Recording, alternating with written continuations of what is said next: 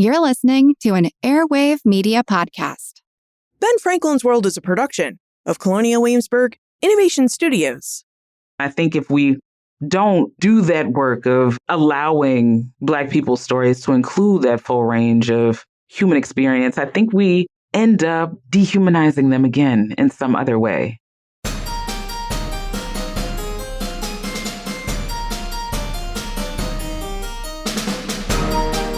Hello, and welcome to episode 378 of Ben Franklin's World, the podcast dedicated to helping you learn more about how the people and events of our early American past have shaped the present-day world we live in. And I'm your host, Liz Covart. When we study the history of Black Americans, especially in the early American period, we often tend to focus on slavery and the slave trades. But focusing solely on slavery can really hinder our ability to see that, like all early Americans, Black Americans were multidimensional people who led complicated lives and lived a full range of experiences that were worth living and are definitely worth talking about. Tara Bynum, an assistant professor of English and African American Studies at the University of Iowa, and the author of Reading Pleasures, Black Living in Early America, joins us to explore the lives of four early American Black writers: Phillis Wheatley, John Marrant, James Albert Unkawsaw Groniosaw, and David Walker. Now, during our exploration, Tara reveals information about the lives of Wheatley, Marrant, Groniosaw, and Walker, and the three-dimensional lives that they led, ways religion influenced the lives and writings of these four authors, and what brought Phillis Wheatley, John Marrant, James Groniosaw, and David Walker joy, and why their joy is worth considering as we try to better understand the early American past. But first, have you taken the Ben Franklin's World listener survey yet? The Colonial Williamsburg Innovation Studios team and I want to hear from you and what you like or dislike about this podcast. We'd also like to get to know you better so that we can better serve you with this show and with the episodes we produce. To take our listener survey and to help us out, visit benfranklinsworld.com/survey. That's benfranklinsworld.com/survey. And thank you for your help.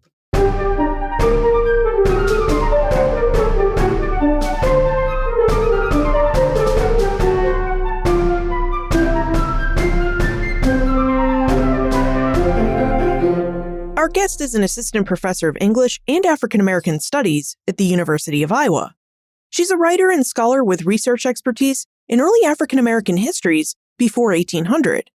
And she's the author of the book Reading Pleasures, Everyday Black Living in Early America. Welcome to Ben Franklin's World, Tara Bynum. Thanks so much for having me. I'm super excited to be here. Now, in Reading Pleasures, Tara investigates the interior lives of four Black Americans: the famed poet Phillis Wheatley, James Albert Unkawsaw Groniosaw, who was a Methodist and former enslaved person, the Methodist minister John Marrant, and the anti-slavery activist David Walker. Tara, would you tell us a bit about these men and Phillis Wheatley and what drew you to their histories? I think it goes back in time for me, probably about 20 years now, to a graduate seminar that I took. I think it was my first introduction into early Black writing or 18th century Black writing that wasn't just about Wheatley. And I think it opened my eyes in new and different ways to the very possibility and certainty of Black writing. And I think it's kind of out of that graduate seminar that also introduced me to the Evans Digital Database, as it was called then, and a whole host of kind of other Black writers.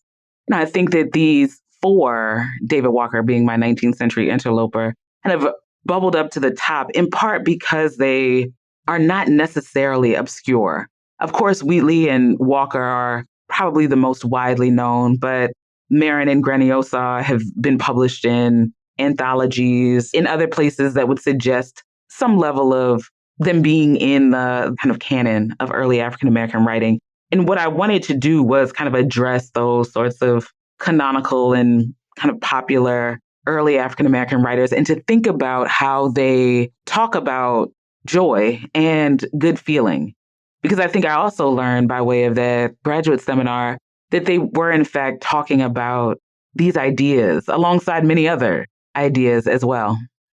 Is getting a sense of what caused joy and good feelings for these four authors that you talk about, is that what you mean by the idea of interior lives?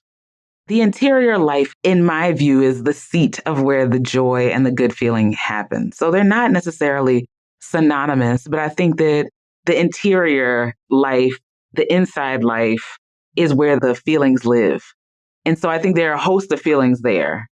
But what I was most interested in was the joy, the good feelings, the pleasures, kind of broadly defined, that happen in that interior space.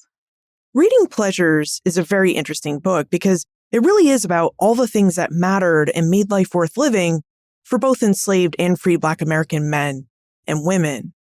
Tara, you mentioned that in the graduate seminar where you learned about the different possibilities of Black writing, that you studied different Black writers.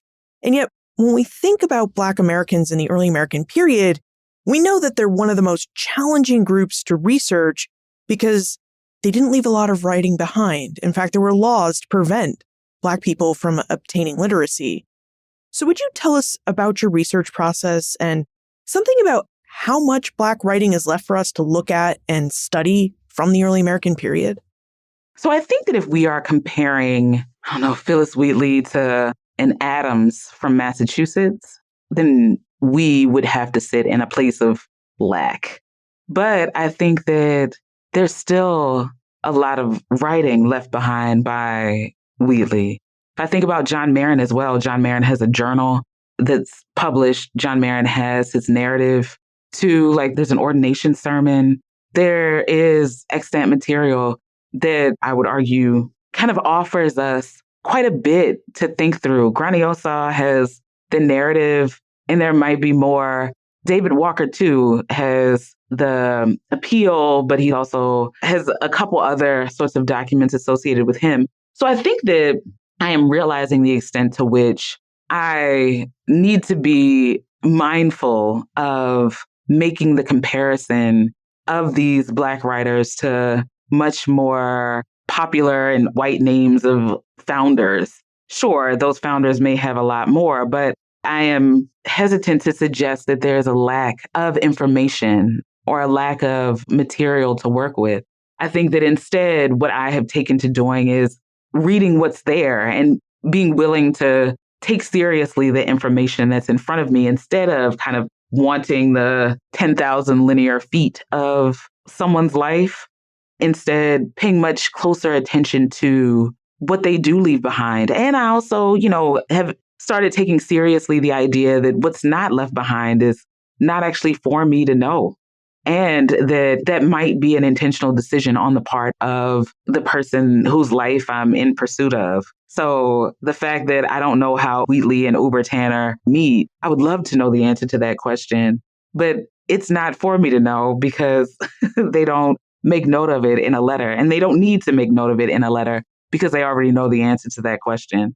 And I think I could play this game with all of the writers that I'm interested in. I would love to know why John Marrant's mother moved the whole family from New York to St. Augustine, Florida in the 1760s.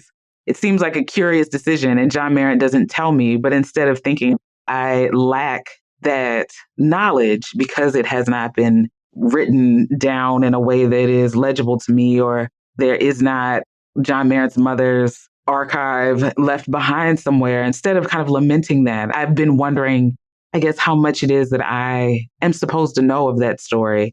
And I'm sure John Marrant knows, and I'm sure his mother knows why she made that decision. But neither one of them could anticipate me, and that ends up being my problem, not theirs.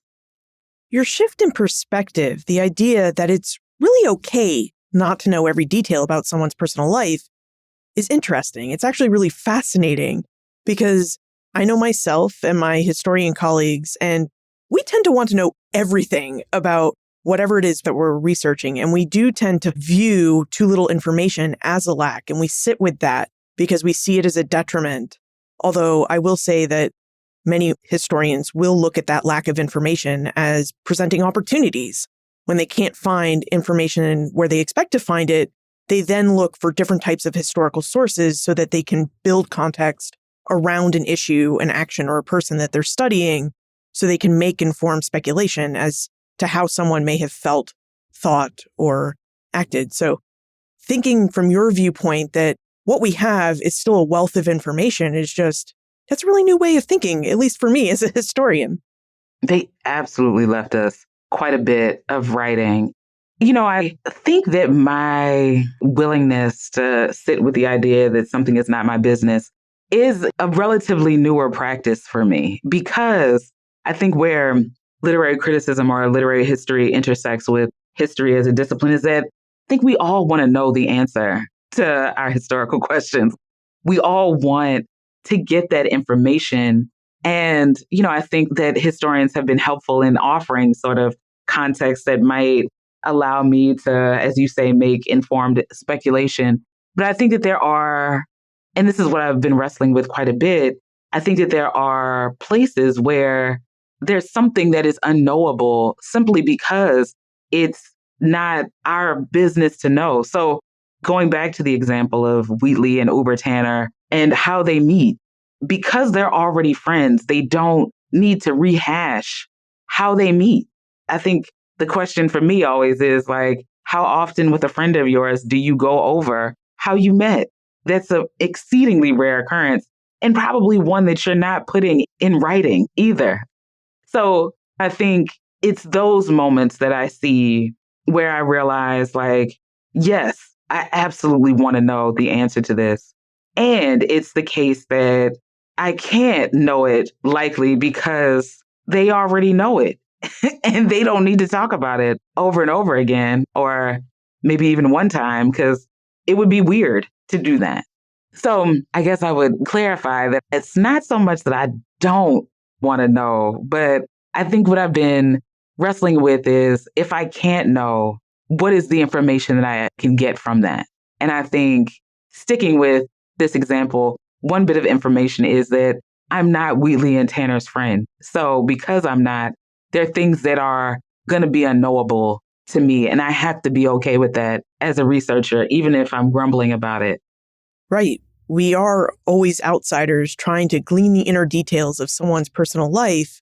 And as you say, some personal details are just meant to be personal and private. It's tricky. Now, Tara, you researched the things that mattered to these 4 Black Americans. And I wonder if you would tell us what you found in your research. What made Phillis Wheatley and David Walker and John Marrant and James Albert Unkawsaw, Groniosaw happy? What were the things that brought them joy? So I think that what kind of began to stick out to me as I kind of read through these texts over and over again was first that they were at times talking about what delighted them, what they enjoyed. And it was different because they are, in fact, different people. So, I think about Wheatley and Uber Tanner, their correspondence. Wheatley talks about the joy that she feels receiving those letters from her friend Uber Tanner. You've got kind of John Marrant and James Albert Unkawsaw Groniosaw both delighting in their Christian faith and in knowing that theirs is a God who will save them. And theirs is a God who's bigger than any man. And then there's David Walker's appeal. And David Walker is interesting in part because he's so often not associated with joy. People know David Walker for his righteous anger. They know David Walker because he's the man with the manicures and the pointed fingers, the exclamation marks that make clear, as Marcy Denius notes, that he is angry. And also it's the case that his anger is very much intentional. It's meant to get the colored brethren that he references to mobilize so that they can make this country anew. And in so doing, access the joy that comes with the better version of the United States, the better version that does not rely on slavery and the enslavement of Black people. So I think that for each of them, joy looks a little bit different. And for all of them, joy is something that they are talking about, engaging with, and delighted in some respects to represent. I know we're anxious to dig into the details of these individual figures' lives, but first, Tara, you mentioned Christian faith was an element of joy that united all 4 of these figures. And I wonder if you would tell us how and why Christianity created meaning and joy for these different individuals. Well, I think that Christianity offers them joy because they are believers, because they understand kind of the basic tenets of Christianity to be true, that Jesus died so they can live. And I think that, as Catherine Clay Bassard notes, Christianity offers them a rhetorical meeting place. It offers a language with which to understand and make meaning from their experiences. And I think what was important for me was to not downplay their religion, as can happen sometimes. I think it's certainly been the case that folks have been hesitant to talk about kind of Christianity in the context of Black people, in part because the ideas that Christianity has been imposed upon them and this imposition was to their detriment. And I think what actually seemed to be true with this four is that Christianity was very much a part of not only their identities, but also how they made sense of the world. Groniosaw and Marrant know that they can make it because they are saved by God. And I think their conversion narratives are to that end, to show and demonstrate to their imagined and I think Christian audience that they know God that well and that they know that God saves. And I think about kind of Wheatley and Uber Tanner and the fact that they seem to worship together on the page. And of course, David Walker, he knows that his community of Black people will be successful in remaking the United States because he trusts that God is behind them. So Christianity is keenly important to these writers, and it helps them make meaning. It helps them make sense of the world that they are living in, and it helps them create community with those around them. Tara, it also seems like another thing that brought Wheatley, Walker, Groniosaw, and Marrant joy was a shared passion and affinity for reading and writing. Would you tell us how these individuals developed their interests and love for reading and writing, and about the different types of reading and writing that they did? Liz, I think that's a great question, and I have no idea. I have no idea exactly how the love for reading and writing happens. I know that they do it. I know that they definitely make the choice to put their words in print, but I don't know actually the origin story in any specific detail. So someone like John Marrant is educated in St. Augustine, Florida. There have been a number of discussions about kind of Wheatley's access to reading and writing. The Wheatley family makes sure to educate her, and, she's understood to be quite precocious. There's a copybook that's attributed to her as well, but the actual sort of how they commit to the form or the practice of reading and writing, I don't actually know. Okay, now that we have some information about Tara's study, we can now go deeper into each individual's life. As Tara has been telling us, Phillis Wheatley corresponded with an enslaved woman in Newport, Rhode Island, named Ober Tanner. Tara, would you tell us about Tanner, what we know about her life, and what we know of the relationship that you found in the writings between Ober Tanner and Phillis Wheatley? So Ober Tanner, I think, is a fascinating woman. Ober Tanner is an enslaved woman, much like Wheatley. She lives largely in Newport, Rhode Island. She's enslaved to James Tanner and Hannah Hazard Tanner. She eventually marries a man named Barry Collins. She becomes the president of the Women's Auxiliary of the Free African Union Society. She dies in 1835, which is about 50 years after Phillis Wheatley. So she has a robust and lengthy life. At some point, when Newport is under siege from the British, she relocates to Worcester, Massachusetts. What I don't know is exactly how Wheatley and Tanner meet, but their extant correspondence starts in 1772, and their correspondence is one-sided at this point, or in what's left, it's one-sided. So Wheatley's letters to Tanner that span 7 years from 1772 to 1779. What's interesting is that in those letters, one can get a glimpse of Tanner. So Wheatley is sure to thank Tanner for Tanner's prayers about Wheatley's health. I think that their kind of mutual interest and commitment to God is also related. Tanner sells Wheatley's books of poems in and around Newport. She collects the money for those books and sends that money to Wheatley. I think that there's also the stuff that I wish I had a way to kind of name in distinct ways, like the stuff that goes unmentioned, but is flagged between friends. So I've been thinking a lot about a letter from Wheatley to Tanner that kind of makes note of an unnamed man. And it's clear that the man knows Tanner, but he's, for whatever reason, unnamed. And I think that they know why Wheatley has not named him, but I don't know why Wheatley has chosen not to name him, even though both women seem to know who this man is. And I think that that is, in some respects, a feature of friendship. Friends don't need to always say in explicit detail whatever the thing is because they already know it. So I think Tanner is kind of this interesting figure that we know because of her relationship to Wheatley. And I would also kind of make note of the fact that Tanner keeps Wheatley's letters for nearly 60 years. She ensures that they are passed on to someone who then kind of passes them on to someone else who then gets them to the Massachusetts Historical Society. So she's a fascinating figure, and a fascinating figure in relation to Wheatley, in part because she helps to lift Wheatley out of that frontispiece. She helps to lift Wheatley out of, I would say, Wheatley's own singularity as this first Black woman poet to publish.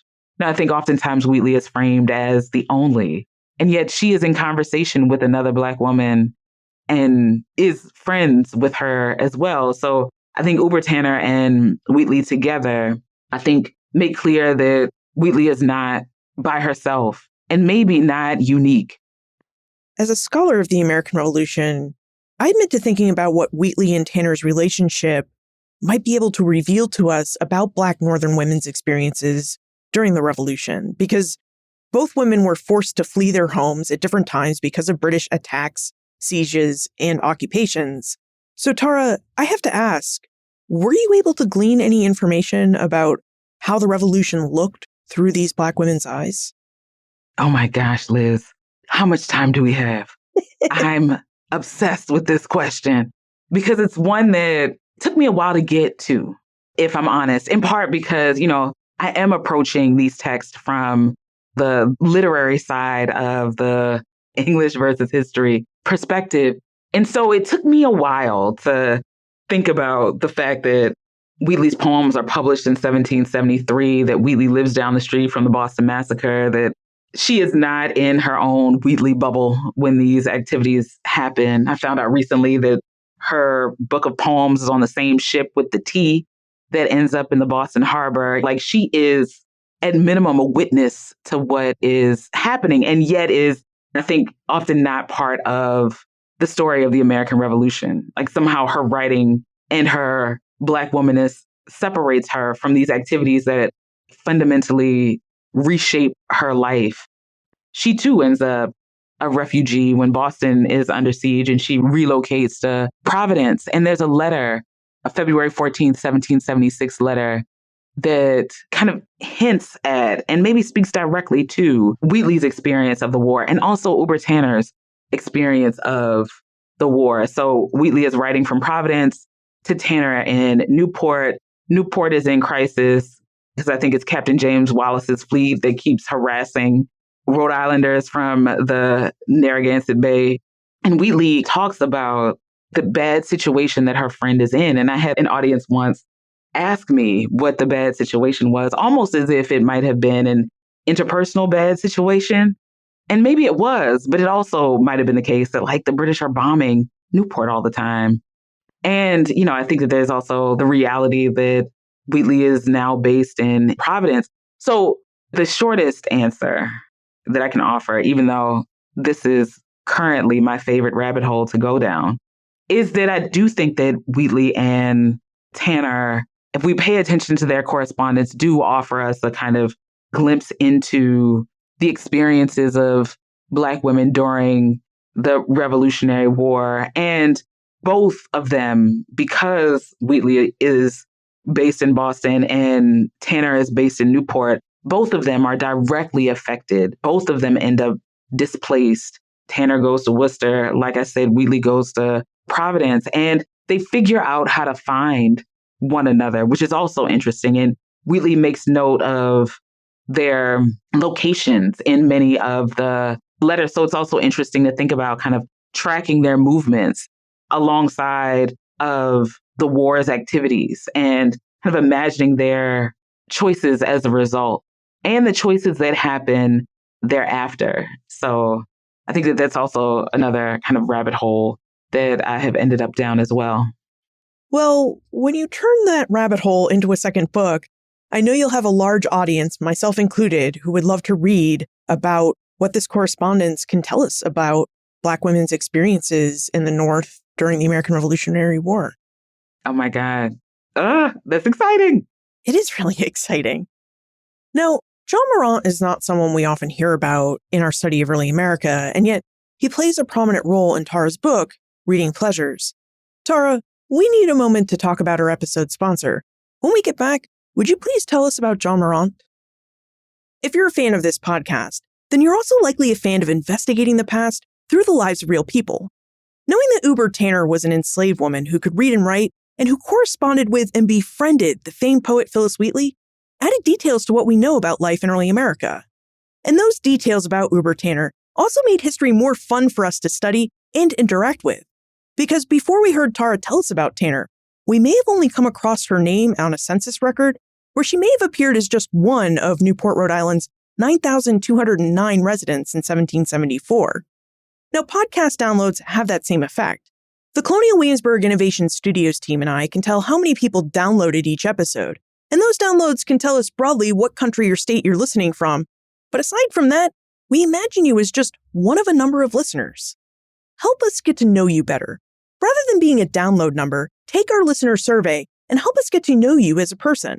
In the survey, you can tell us what you like about Ben Franklin's World, what you dislike, and what features you'd like to see us add or change on the show.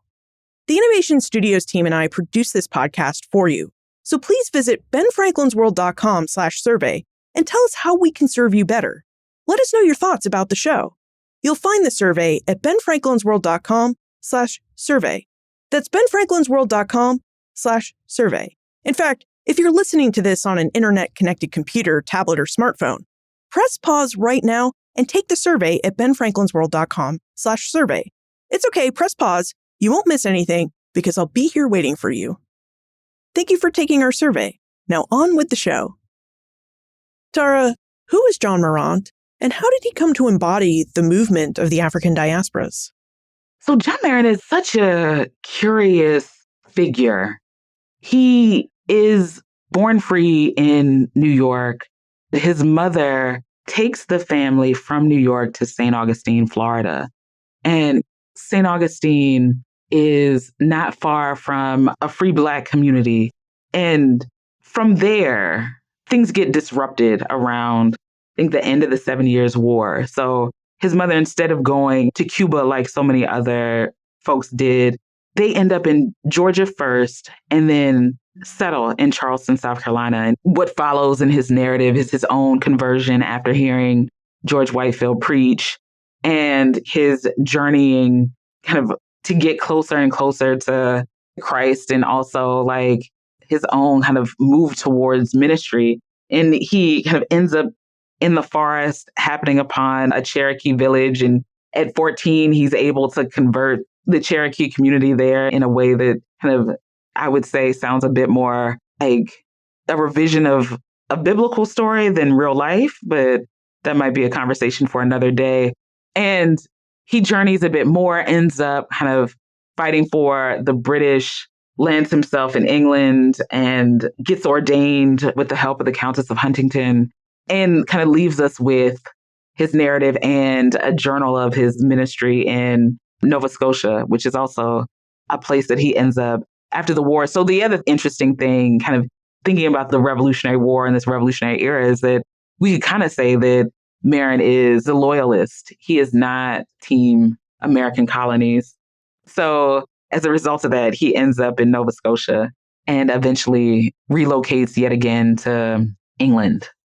It is really interesting that we're talking about Phillis Wheatley and Uber Tanner and John Marrant back to back, because these were all people who found joy in reading and writing and with each other but they also seem to have been people who were in need of joy, given the fact that there was the American War for Independence being fought. And as we know, wars bring a lot of hardship. In fact, we talked about how both Phillis Wheatley and Uber Tanner were displaced, and it sounds like the same thing happened with John Marrant.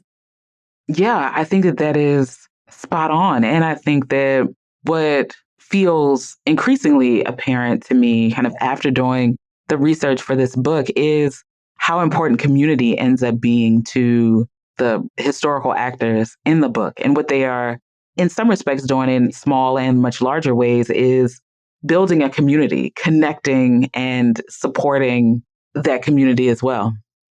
Now, one event that we've been talking about, but we haven't named directly, is the First Great Awakening, which was a period of religious revitalization which took place in British North America between the 1730s and 1770s. Tara, would you tell us how Wheatley and Marrant and maybe even Tanner got caught up in the First Great Awakening and what kind of impact the First Great Awakening had on their lives? I think about George Whitefield coming to the U.S. to preach, and he stops in Charleston where John Marrant is, and that's how John Marrant ends up kind of having his threshing floor conversion experience. And Wheatley writes her poem on the death of George Whitefield. So I think that while my particular research didn't have me dive deeply into the sort of correlation between the Great Awakening and how Groniosaw and Marrant and Wheatley find Christianity, I think that their awareness of what's happening is clear. And I think the clearness comes in the form of an elegy and also in Marrant's very sort of direct experience with Whitefield. That's an interesting observation, that it wasn't just the religious movement of the First Great Awakening that impacted your subjects' lives, but an actual individual, George Whitefield, who was a constant thread throughout three of your subjects' lives. Yeah, and I think it's in part, I would imagine, because, or maybe inspires their relationship with the Countess of Huntingdon. That's another good point. Would you talk about Wheatley, Marrant, and Groniosaw's relationships with the Countess of Huntingdon? Because you've talked about her earlier, and it seems, as you mentioned, that all three of these individuals had a connection with her. So who was the Countess of Huntingdon, and how did she impact the lives of Wheatley, Marrant, and Groniosaw? She's definitely the patron of 18th century Black writing. She ends up being kind of critically important to the publication of Groniosaw's narrative, Marrant's narrative. Wheatley goes to London and wants to meet her. I don't think she gets to, but that's on her to-do list. I think that the Countess is also kind of critically important to the support of Methodist churches as well. So I think that she is maybe, in the context of early African-American literary history, like the not lesser known, but she might not get as much of the shine. And yet she, I think, is kind of critically important to the actual publication of these works, and also in, kind of helping someone like John Marrant get ordained as a minister. So she's a key part of this history. It sounds like we may have to do a future episode, Hunter, because as you say, the Countess of Huntingdon did become a patron of early Black American authors, and it would be nice to know more about her.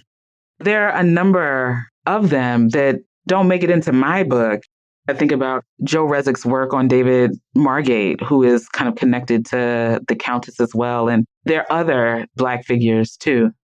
Now, what about David Walker? He's not someone who fits into the First Great Awakening, and his work really takes place in the 19th century. So would you tell us who David Walker was, about the life he lived, and how he fits into your story of Black people finding joy in reading and writing and in community building too?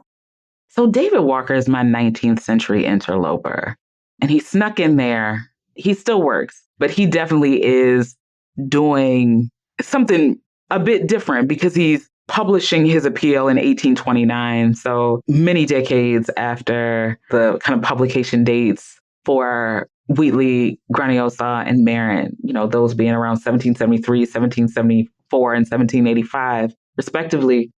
Walker is a Black man born in Wilmington, North Carolina, by various twists and turns ends up in Boston, where he, I think, has many different kinds of jobs, including working as a subscription agent for Freedom's Journal and also kind of publishing and self-publishing his pamphlet. And I think that what struck me about Walker was that his was a book that I had read many, many times, but I had missed the punchline. I'd missed the fact that there is joy that will come after affecting this sort of change in the United States that would end slavery and kind of make the nation socially and politically and economically better. So I guess I imagine David Walker as like a useful way to complicate the sort of one-dimensional story of his rage. And, I think sometimes righteous anger can be the kind of fun part of Walker. But I think in focusing so much on the rage and the anger, I think we miss his larger punchline. And I guess I wanted nuance the way that we read Walker and see him in the multifaceted ways that I think he must have existed as a real person in the world. As Tara mentioned, in 1829, David Walker wrote a famous pamphlet called Appeal to the Colored Citizens of the World. Tara, for those of us who have not had a chance to read Walker's pamphlet or haven't read it in a while, would you tell us a bit about it and about Walker's righteous anger? David Walker writes this appeal in 1829, and it goes through 3 editions between September of 1829 and its final edition in 1830. And it's structured like the U.S. Constitution. There is a preamble and 4 articles. And the preamble and the 4 articles all wrestle with some aspect of the wretched condition of Black people in the United States. And David Walker, in an expert way, kind of makes the case for why Black people are the most wretched, abject set of beings, as he says, those are his words, who've ever lived. And that's not the end of the story, of course, but instead, in this preamble and 4 articles, he kind of lays the scene for how to get out of that wretched and abject situation, most notably connected to slavery, and make the world and the United States in particular a much better place. It's interesting because I think if you look at the first edition, Walker has his key points. He has his citations. He also, as I mentioned before, is very intentional with his grammar, his placement of pointed fingers or manicules. He wants his pamphlet to be read and to be read in a certain way. And every edition, he expands the examples, he expands his argument, he ensures that the reader will take note, and even better note, of what he said before. So it's kind of funny to look from the first edition to the third and to see how much he expands this pamphlet in order to prove his point. And I think it is expertly done. I think it is compelling. And I think it is a real opportunity to see and to glimpse one 19th century Black man's perspective on how to radically change the U.S. And when we think about the reach of this pamphlet, David Walker is able to accomplish so much. And he dies in 1830. Interestingly enough, I think he's in his 30s when he dies. So he's not an old man by any stretch. And yet I think that there has been enough research now that kind of connects his pamphlet to various revolts and uprisings that fundamentally change the U.S. history to follow. And just one example of Walker's deliberateness is his use of the word citizens. He even uses that word in his title, Appeal to the Colored Citizens of the World. And this is important because Americans in the early period did debate whether African Americans and Black people could ever count as citizens of the United States. Yeah, and I think this is where his choice of structure becomes that much more important. The pamphlet is structured like the U.S. Constitution, and I doubt that's a coincidence. There are also kind of very lengthy, sustained engagements with Thomas Jefferson as well. I think he is imagining this document as kind of yet another founding document. And it's also interesting that he chose to model the pamphlet after the United States Constitution instead of the Declaration of Independence, which was a document written to be read out loud. In contrast, the Constitution, well, I've actually never heard anybody read that document out loud. But, I think that the Declaration of Independence doesn't declare a nation. It just says we don't want to be a part of Britain anymore. The Constitution forms a nation. And I think that that's what Walker is interested in. So, I think it might be both radical and ridiculous to think about reading a Constitution aloud. And yet, I think that what Walker is trying to do is make a nation and to constitute that nation with its citizens. And the Declaration of Independence doesn't do that. It lists grievances. And I think Walker wants to go a step further than just listing out grievances, even though he does some of that. He wants to make a new nation and still call it the United States. Tara, before we move into the time warp, would you tell us why you think it's essential that we research and study the things that mattered and brought joy to early Americans and specifically to early Black Americans? Well, first and foremost, Liz, I think it's fun. I think that's why we need to do it, because we can get our own enjoyment out of it. I also think that when it comes to Black people's stories, it's important to make sure that we are representing the full run of the human experience.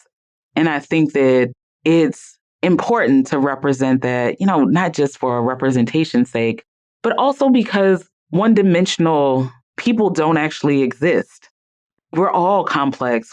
We're all capable of the full range of human emotions. And I think if we don't do that work of allowing Black people's stories to include that full range of human experience, I think we end up dehumanizing them again in some other way. I don't want my research to do that. I think that that's part of it. So, one, I think it's fun. Two, I think it's important to remember that historical actors, all of them had complicated lives and experiences that are worth telling. And then I think for Black people in particular, it's really important to make sure that we are representing their humanity and not reinforcing the idea that they are not human enough to feel or not human enough to experience anything other than a one-dimensional sort of set of feelings. It's time for the time warp. This is a fun segment of the show where we ask you a hypothetical history question about what might have happened if something had occurred differently or if someone had acted differently.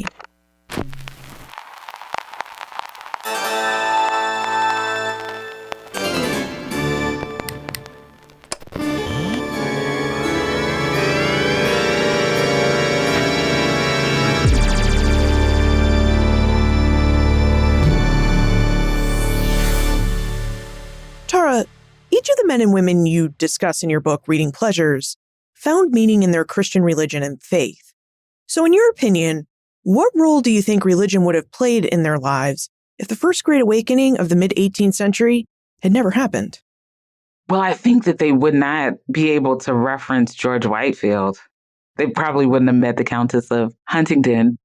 I do think that they would have found a way to share a common language, a common experience, and to use it to build and make communities. I think that's consistent. So in the real history, they find Christianity. In the time warp, maybe it's not Christianity, but it's some other way to connect, because I think that that's consistent across time if we're talking about human beings, is that we want to connect. We want to know people. We want to have friends. We want to have relationships. And I think that these four are no different in that regard. You've certainly piqued our interests in the lives of Walker, Wheatley, Marrant, and Groniosaw, so we'll all want to read Reading Pleasures. But it also sounds like you have a lot of different rabbit holes that you're working on.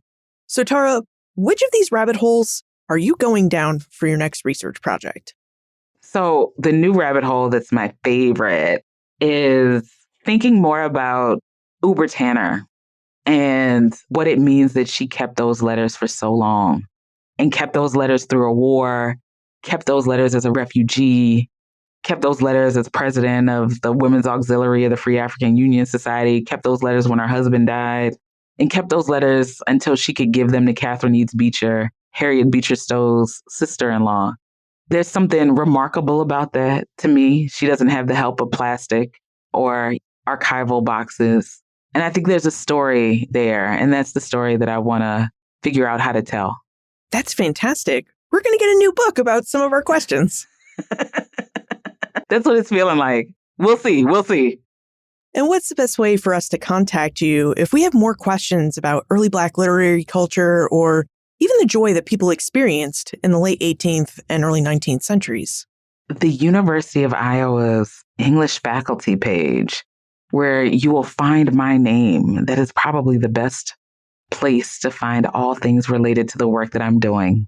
Tara Bynum, thank you so much for joining us and for introducing us to the reading pleasures enjoyed by these 4 different African-American writers. Thanks so much for having me. This was a delightful conversation. And I'm super excited that you brought up the Revolutionary War. We'll have to have a whole conversation about it when you're ready. Oh my God, don't even get me started. Studying joy is fun. Not only did Tara state this as one of her reasons why we should study joy, but we also had the opportunity to experience that joy firsthand. At least I did, because I really do love talking about the American Revolution and trying to better understand the lives of those who lived during the Revolutionary and early American period. So I really did get a lot of joy out of this episode, and I hope you did too. Now, studying joy or any other emotion really helps us humanize the real people who lived in early America, because in order to research and understand joy or these other emotions, we really have to try and understand people like Phillis Wheatley, John Marrant, James Groniosaw, and David Walker on a personal level. We need to try and understand them well enough that we can see what brought joy and other emotions into their lives. We often talk about how history is really the study of people and how they've changed or perhaps not changed over time. Taking the time to get to know the people of the past in a personal way, such as through the experiences and work that brought them joy, is one way we can better understand what it was like to live in different time periods. It's also a way that we can humanize the past so that history isn't just the study of different dates and the events that happened on those dates. Trying to understand joy in people's lives helps us see the people of the past as the fully formed humans they were. For example, if David Walker experienced righteous and intense anger with the United States' system and practice of slavery, then we can also see how the desire to build a better United States by ending slavery and creating more equality in early American society would bring him joy. As Tara noted, it's important for us to recognize that the people who lived in early America weren't just the faceless numbers represented on a census record. The people of the past were individuals who experienced the complexities of what it means to be human. They were also individuals who experienced the full range of emotions that we experience today in the present. It's also interesting to consider what our knowledge of the past would be like if we didn't try to understand the full range of experiences and how early Americans experienced their lives. If we only studied people as numbers on a census record, or as members of a broad general category, then we would risk dehumanizing these very real people. We would risk erasing their lived humanity and reducing each individual into a faceless number. And then, how fun would our study of history in the past be if we really didn't have people to get to know and try to understand? You'll find more information about Tara, her book, Reading Pleasures, plus notes, links, and a transcript for everything we talked about today, all on the show notes page. benfranklinsworld.com/378. Friends tell friends about their favorite podcasts. They also help out their favorite podcasters by taking their listener surveys. Please help out me and the Innovation Studios team by taking our listener survey at benfranklinsworld.com/survey. That's benfranklinsworld.com/survey. Production assistance for this podcast comes from my colleagues at Colonial Williamsburg Innovation Studios, Katie Schinnebeck, Ashley Bachnight, and Ian Tonat. Breakmaster Cylinder composed our custom theme music. This podcast is part of the Airwave Media Podcast Network. To discover and listen to their other podcasts, visit airwavemedia.com. Finally, who else would you like to know more about? Or perhaps, what writing would you like to investigate? Please tell me, Liz at benfranklinsworld.com. Ben Franklin's World is a production of Colonial Williamsburg Innovation Studios.